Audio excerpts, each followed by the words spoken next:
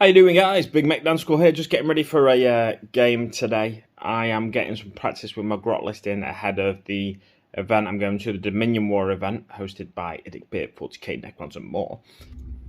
I just checked out the two sponsors for the event. One of them is Innovative Tinkering, who makes some fantastic looking dice. And the other sponsor is Battleboard Store, who have made IDICBeer, 40k Necrons and more.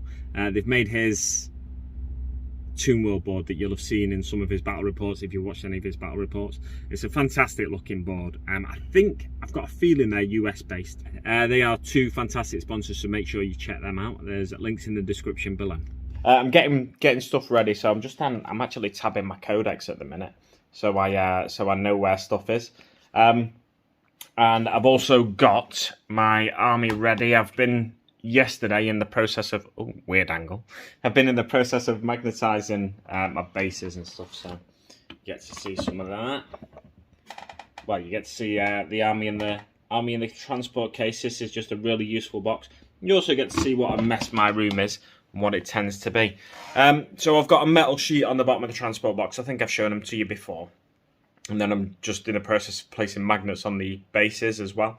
And yeah, then I want that done for Portsmouth, like properly done, because it's a long drive down to Portsmouth, and no doubt I'll hit a number of potholes on the way. And I don't want my minis flying everywhere. We want to keep that to a minimum, if you will. So yeah, that's what I'm doing at the minute. I'll probably edit this into some kind of longer video for you, so it's not just a quick update like that. Here's a shot of the battlefield after I warred in the first turn in my game against Leech. As you can see, I got some Grots on an objective there, which is a good thing.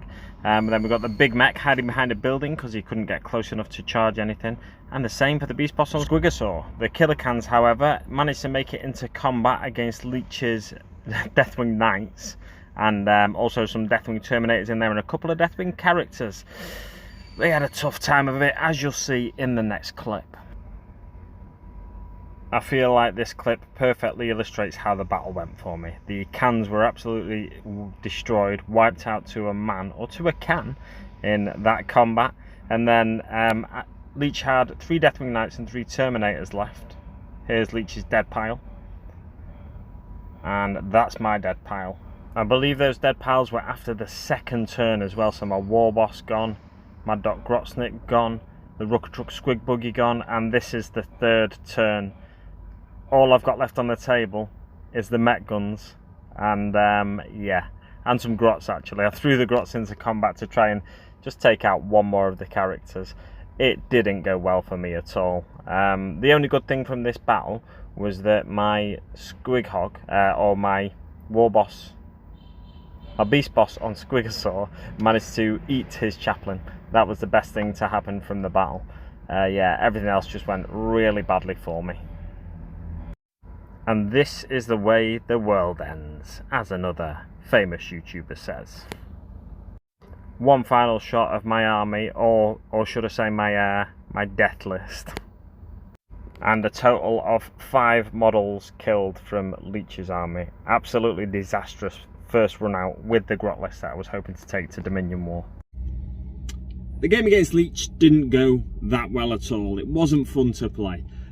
It was incredibly frustrating to play, so frustrating in fact that I threw my dice at my minis at one point out of sheer frustration. I can't remember, it was like I think I'd rolled badly on my to hit rolls. I don't know if it was shooting or melee at this point, because it's a week ago since I played that game. I needed time to sort of absorb everything and calm down after the game before I recorded this part, I think. The trouble is, I've forgotten large parts of what happened, but I know I got slaughtered in that game. Yeah, so I had really bad rolls in the game, but I also made a couple of bad choices, I think, as well. Leech runs a Deathwing list that has Deathwing Knights as the sort of core of the list, the heart and soul of the list, and they are brutal in combat. He took the centre objective, and I stupidly fell into the trap of wanting to get him off the centre objective. And also, in my last game against Leech, I didn't use my War in the first turn, and then my War Boss ended up dying before I could use my War, I think. So what I had to do well, what I thought I had to do was use my wire in the first turn, so I used my wire and I charged into his knights, stupidly. With my killer cans, which are my most feasible close combat unit in the list. A unit of 6 killer cans. Trouble is, when there's a bit of terrain on the table, you can't get a lot of killer cans, depending on how your opponent's positioned the unit that you're charging. You can't get a lot of killer cans into combat, into base-to-base contact. And Leech also has a stratagem that you can play where only the front row, I think it's a stratagem, but it could be some other Dark Angels thing, because he had a chaplain with litanies, which isn't Dark Angels, but you know, litanies are chaplain things, and a librarian with certain psychic powers. But I think it was a stratagem that he used, so that only the front row of my unit that's in combat, only the front row can fight, so only anything that's in base-to-base contact, basically.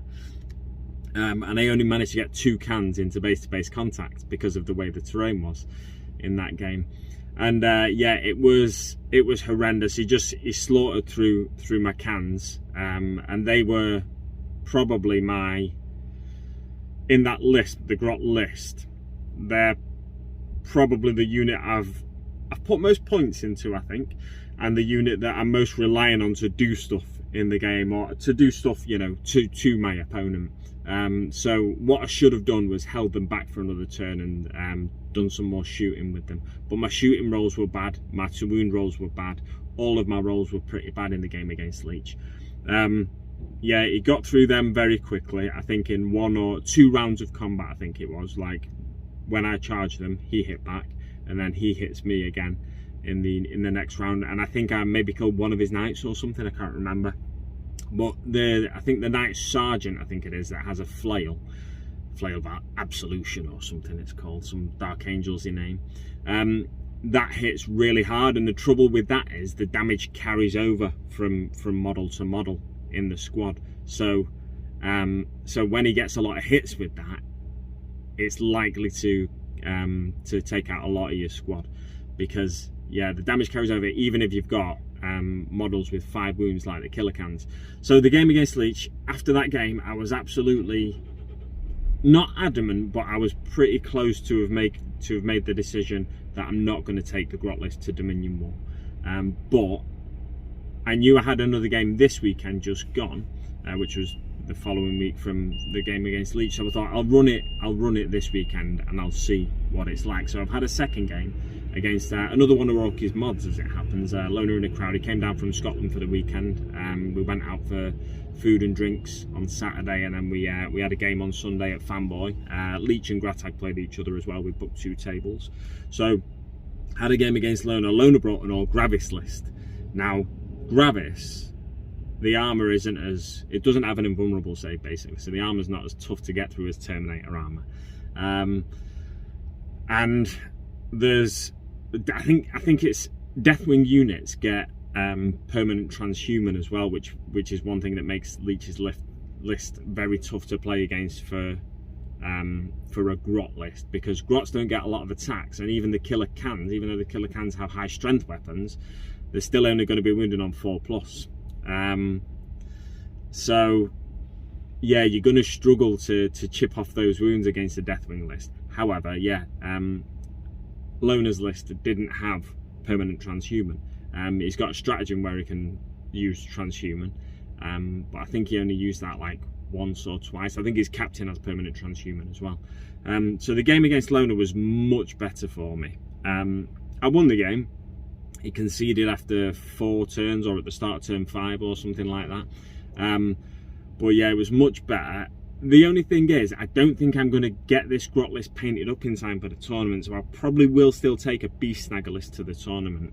It's a list I'm more comfortable with, and also the Grot list, I feel like I'm in danger of doing myself a disservice if I take the Grot list, simply because, embarrassing myself basically, not on the tabletop but in terms of my behaviour, because I got really frustrated against Leech, and if I have 1 or 2 games where I'm really frustrated, then I'm not going to have a good time. I'd rather take a list that's more reliable and have a good time with it. However, I've got 1 more game coming up this coming weekend against Gratag with this list, and I've beaten Grotag's Eldar twice with my Beast Snagger list. Leech has beaten me 3 times twice with my Beast Snagger list and once with the Grot list. But I've always felt like I was still in the game with the Beast Snagger list. It was just a couple of silly decisions. Whereas with the Grot list, I never really felt like I was in that game. It doesn't mean the Grot list is unusable. I can make it work. I've built another Grot list as well, which I'm eager to try out in the future, but it means I need 90 Grots. And it's only a 1,000 point list as well, but there's 90 Grots in that list. But that could be a really fun list to use and a really confusing list for your opponent to use, because it's basically got a Nob with War Banner in there, and with certain other things in the list, you're getting a Nob with War Banner and you're getting extra attacks, and so I think there's a way you can get 60 attacks if you get them all into combat. Not that they're all going to be eligible to fight, but if there's enough room on the battlefield to get 30 Grots into combat, you get 60 attacks, hitting on 4s and re-rolling 1s. There's a few things I put into the list. It looks like it could be fun to play anyway. Yeah. So back to the game yesterday with Loner. The game yesterday with Loner was much better for me. I didn't call my war on the first turn. I always feel like I should call my war on the first turn. It's the go-to thing. I've had this discussion with Leech and Grotag a number of times. Against my last game against Grotag, I think I called the war on the first turn. I only got a couple of units into combat, but it was against a few of his key units. So I tied up some Wraith Guard for the whole game, basically, with a Nob on Smasher Squig.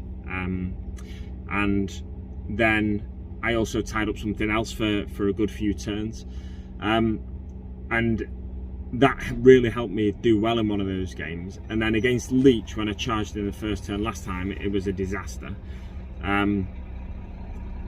So you don't always have to war, or when I warred on the first turn rather, you don't always have to war on the first turn. You can save it till the second turn when you're a bit closer to your opponent. I think in a 1,000 point game, in a patrol detachment, an incursion game,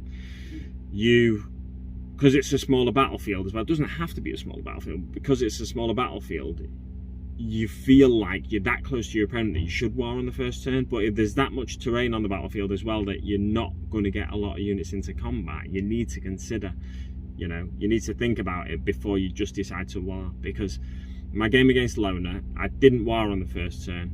I kept enough alive though, because he wiped out one of my Grot units with I think Inceptors? No. The ones with the jump packs and the double bolters. He was running Imperial Fists as well. So he got something like 90 or 120 shots into this unit of Grots, this unit of 30 Grots.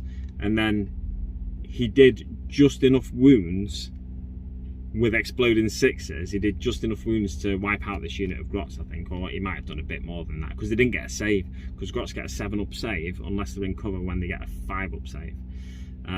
But they weren't in cover. So we wiped out this unit of Grots, and that was my objective secured unit of Grots as well. So it's like, oh no. Yeah, one thing that worked well for me this turn was just this game rather versus the game against Leech was the Storm Boys. Against Leech, because I warred on the first turn, I charged them into a unit of his Marines. I advanced with them as well, and when you advance with Storm Boys, you roll a d6. On a 4-up, you lose a model. I lost a model. Got into combat with some Marines, fluffed all my rolls, and then they took out all of the Storm Boys, because Storm Boys get a 6-up save, and I think most of the attacks came from the Sergeant, I think, and he has AP on the weapon, so they didn't get a save basically. And any saves I had to make, I didn't make, because it's a 6-up save. Orcs, are better in bigger units. Well, not always, because it's actually better to take smaller units because of morale in this edition of 40k, in my opinion. But yeah, Orcs are better in bigger units because you've always got something left to fight. At least more than units of 5 anyway, which this Stormboy unit is a unit of 5. But on this occasion against Loner, I used the Storm Boys to get to an objective, and the objective was on a bit of terrain as well. So they were getting the benefit of cover from any shooting that was coming in, so they were getting 5 up saves, which is always a bonus for orcs. And yeah, this I think it was I can't remember which missions we played, but I've played 2 missions that are going to be used in the tournament now. The first one seems like it's going to be harder for me to get a win in, but also the second one, just I think my dice rolls is a mixture of things. So the grot list is feasible, the grot list I'm using, but whether or not I take it to the tournament still remains to be seen. I'm leaning towards a beast snagger list because I'd rather take a fully painted list, and I've only got, I think, 1 unit left to paint for my beast snagger list. Whereas with the grot list, I've got the beast boss on Squigosaur, which I'm also taking in a beast snagger list. It's a grot boss on Squigosaur, and then I've also got a unit of killer Gnaws, which are killer cans. So that's 4 big models already. I've got a mech gun to paint. I've painted 1 mech gun, but I really need to do a little bit on the 2 other mech guns as well. So let's say 2 mech guns, right? So that's 6 biggish models. That I say biggish, you know, if they were on bases, if they were all on bases, they'd be on at least 60mm bases. So that's 6 biggish models I've got left to paint, and I wanted to convert some Storm Boys, some Squig Hoppers into Storm Boys, or Storm Boy equivalents for Grots. So that'd be 5 more models. So that's like, yeah, it's a lot of work ahead of the tournament, and I've only got 2 weeks left before the tournament, and I only get a chance to paint in the evenings. I will hopefully get a chance this Friday and Saturday to get a fair bit of painting done. I'm hoping this week to finish my Grot Boss on Squigosaur, and then I might move on to the Killer Gnaws. I think if I do take the Grot list, I think I'll end up just taking 5 actual Storm Boys rather than the converted Storm Boys I was hoping to take. So it won't be a fully Grot list. It wouldn't anyway, because the Beast Boss on Squigosaur isn't really a Grot unit, and the Storm Boys aren't really a Grot unit, they're Orc units. And the Big Mek that I'm taking, it's a little mech conversion, a Grot mech conversion. And also I've got Mad Dog Grotsnick in the list as well, and he's obviously not a Grot either.